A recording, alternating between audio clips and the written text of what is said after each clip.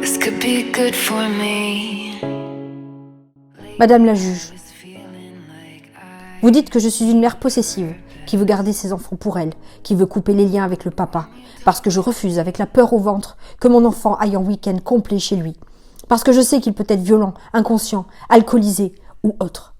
Et vous rajoutez condescendante, sûre de vous, tonitruante. L'enfant est en danger, selon la mère.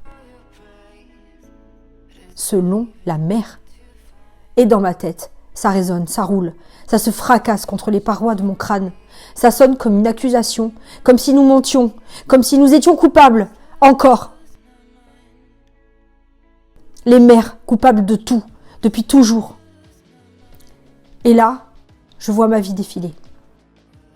Ces soirées alcoolisées, où leur père titubait la bave aux lèvres, menaçant, excédé que le petit se relève encore une fois, menaçant de le fracasser si je ne le faisais pas taire immédiatement. Ce moment où j'ai eu si peur pour mes enfants, où je les ai pris sous le bras et je suis partie en urgence chez des amis pour les préserver. Ces soirées de haine et de violence où leur père me crachait des insultes pour une boîte de lait oubliée, m'attrapait par les cheveux, me hurlait sa haine au visage, ses mains serrées sur mon cou, mon souffle court, le regard affolé, menaçant de me tuer sans se préoccuper aucunement de leurs yeux choqués, effarés et apeurés, mon corps désarticulé, choqué, se faisant éjecter dans un coin de la pièce, me relevant, prenant sur moi pour ne pas traumatiser mes enfants, me mettant en avant pour les préserver, eux. Ces moments où j'ai dû intervenir en urgence parce qu'inconscient du danger, il laissait le petit à côté de la piscine sans surveillance. Ces moments indescriptibles où j'ai vu cet homme que j'aimais prendre la voiture en ayant trop bu avec mes enfants à l'arrière et où je n'ai rien pu faire malgré mes protestations, ma peur au ventre parce qu'il avait plus de force que moi. Ma vie, leur vie, souvent des années de vie, des années de peur, pour eux, pour moi. Et ceci n'est qu'une infime partie de tout ce que je pourrais vous raconter. Mais je ne vous dirai rien de tout ça, madame la juge, parce qu'on m'a tellement fait comprendre que ce qui comptait, c'était pas moi, c'était eux. L'intérêt supérieur de l'enfant. Ça tourne en boucle, comme un refrain entêtant. Comme si moi ce n'était pas ça, mon but, mon seul but. L'intérêt de mes enfants. Je ne pense qu'à eux, madame la juge. Alors, madame la juge, quand vous crachez avec mépris, selon la mère, j'aimerais bien savoir qui, selon vous, serait-il plus judicieux d'écouter? Qui?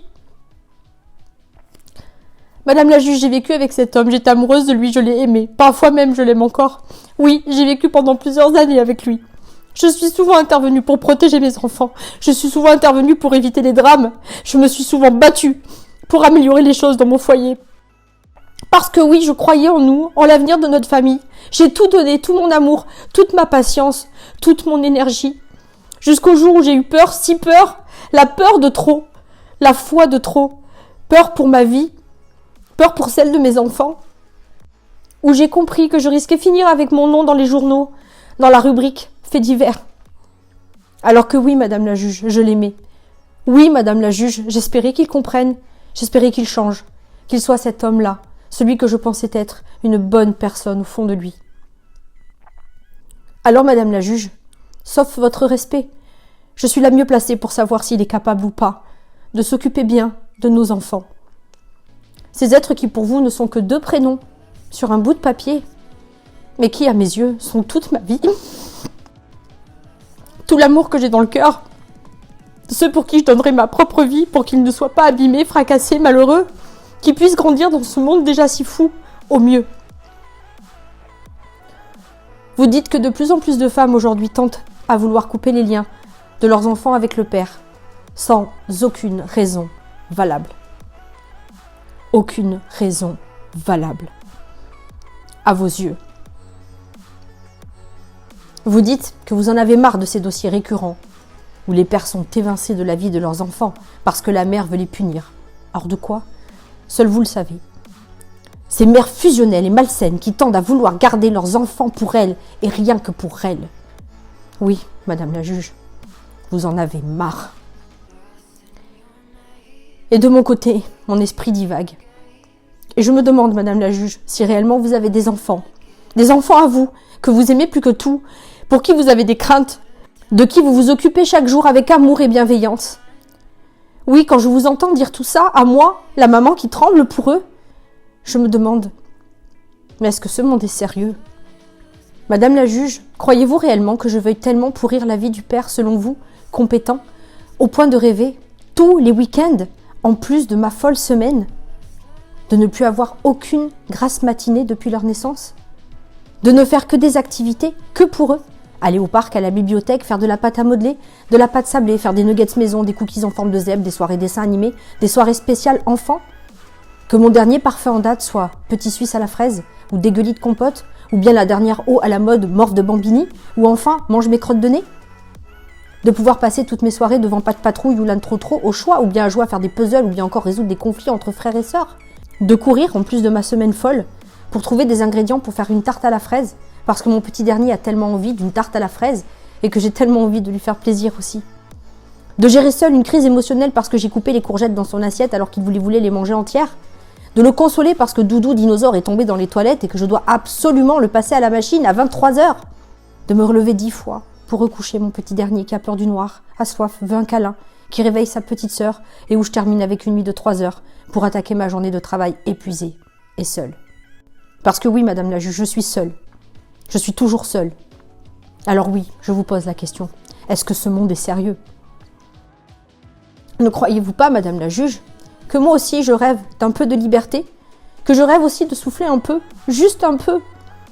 Ne croyez-vous pas que si j'estimais leur papa compétent, je me réjouirais 4 jours dans le mois seulement de les voir partir heureux, de les savoir bien, d'être certaine qu'ils ne sont pas en danger, et que je pourrais aussi, moi, profiter un peu pour avoir du temps pour faire ce qui me plaît à moi, juste à moi. Comme par exemple, faire une grasse matinée et boire mon café tranquille, au calme, le matin. Lire un bon livre sans être dérangée. Passer mon week-end à me lever dans mon canapé et à regarder des séries. Traîner et faire les boutiques, rien que pour moi. Aller faire du sport autant qu'il me plaît.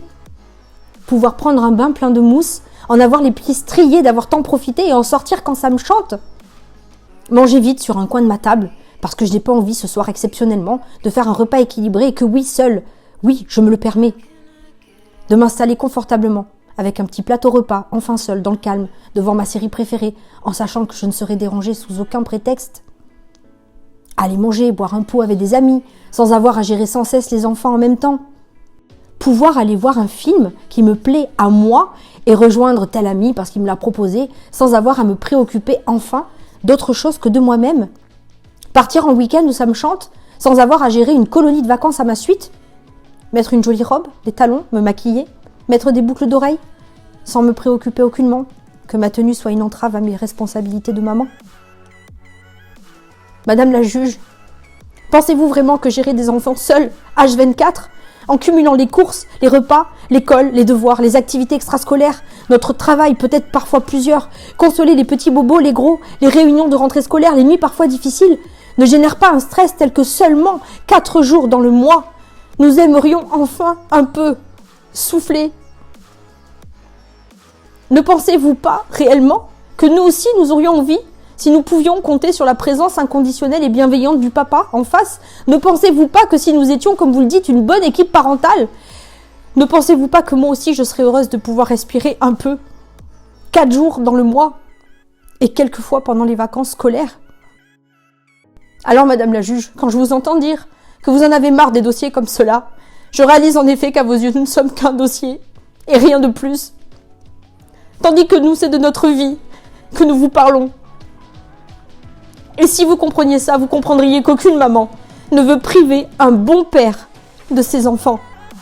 Vous comprendriez qu'une mère qui en arrive là, c'est de protection qu'il s'agit. Et rien d'autre.